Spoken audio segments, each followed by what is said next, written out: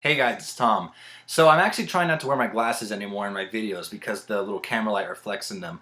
But for this video, I thought it'd be very appropriate. So today is December 8th, and as many of you guys know, especially if you're a Beatle fan like me, today is a very sad day. Today is when John Lennon was taken from us and was murdered by, to quote Paul McCartney, the jerk of all jerks, whose name we don't ever mention as Beatle fans. And this year, 2015, marks 35 years since that infamous date in 1980, and also marks John Lennon's 75th birthday if he had lived. And rather this be a sad video, I want it to be a celebration, kind of like what I did when B.B. King passed away. You guys know I kind of have a thing with celebrities dying because it's not like you ever knew them personally, but they're such a part of your life that when they do go away, it feels like a part of your life kind of goes with them. And John Lennon has been a big part of my life. I grew up listening to the Beatles. I love the Beatles. Later in my life, I discovered his solo career. And of course, I can't put everything into one video about how I feel about him or, what he's done for me and things like that. But as an artist, he made music for himself, which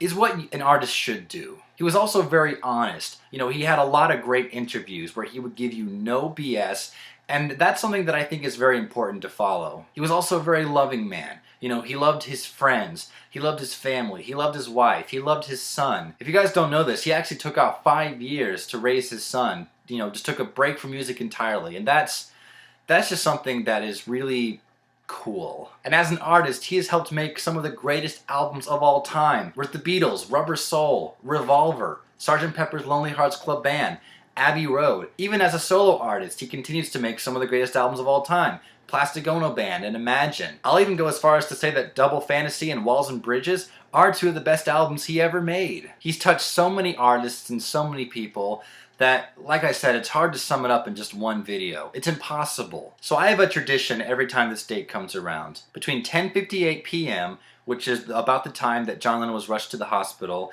and 11:08 p.m., which is when he was pronounced dead, I do 10 minutes of silence. And then when those 10 minutes are up, I play Imagine. It's something that I've done for the past few years. It's something that I will continue to do for years to come. And especially with all the horrific events that are going on in the world right now at the time of this video, that song feels like it matters a lot. And it's not just this year. Every year that I have played it and every year that I will play it, it continues to just really impact me. It's also a bit bittersweet because December 8th, it's close to the holidays. It's, 2 weeks until Christmas, so it usually should be a happy celebration, and this is like the one time every year where everything kind of just has to just be put on hold and be like, you know what, not everything's great in the world, but darn it, there's a chance. And I think John Lennon perfectly captured that, not just with this song, but with so many songs and so many things that he's said and so many things that he's done that he just really, it really matters to me, and I'm sure matters a lot to all you guys out there. So guys, I'm curious, what does John Lennon mean to you, or what do you think of him? Let me know down below in the comments, and also let me know if you have any traditions that you do for this day. Do you play John Lennon music?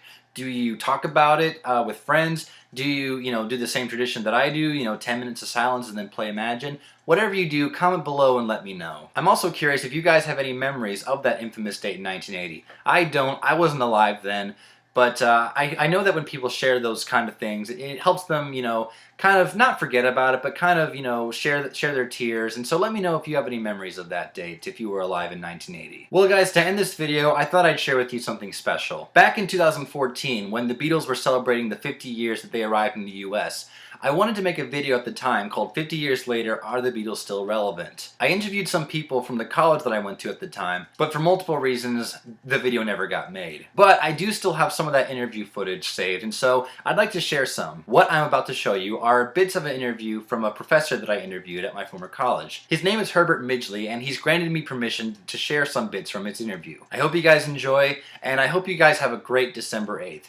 It's a sad day for a lot of people, especially Beatle fans, but you know what? With the holidays coming up, let's make it a good day. Let's remember the good things that John gave us, and as long as, his music is still around, then he's still relevant, and he continues to inspire. So guys, thank you so much for watching. I hope you enjoyed this clip, and I'll see you all very soon. In later years, especially when they went solo, do you think that each of the 4 members had their own Sgt. Pepper record, or at least they made one just as close to being the prime album of their career? That's hard to say. I mean, John being taken away so quickly, it was amazing to see what John would have done later on. And he did some great solo work as well. Paul, of course, is the most successful of the former Beatles, and the stuff he did with Wings as well as the solo works.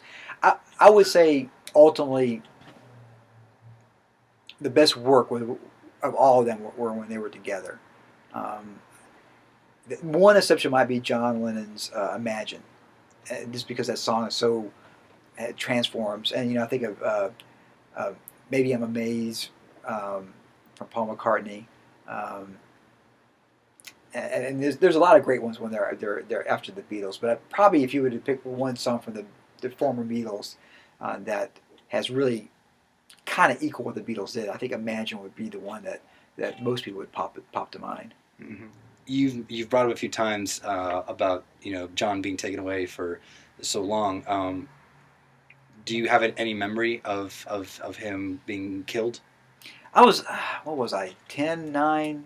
I remember it on the news, and thinking back, it was just, real fast. But at that point there, I wasn't a major Beatles fan. I mean, I think I've obviously had heard Beatles songs, and I remember watching, at least I think I remember watching on the news the outpouring of love they had for John. And later on, when I went back and actually, a few years later, when I actually became a major Beatles fan, it was this tragic, especially learning um, the songs that John wrote, versus Paul wrote in the Beatles, and both had different writing styles and different things they wanted to say.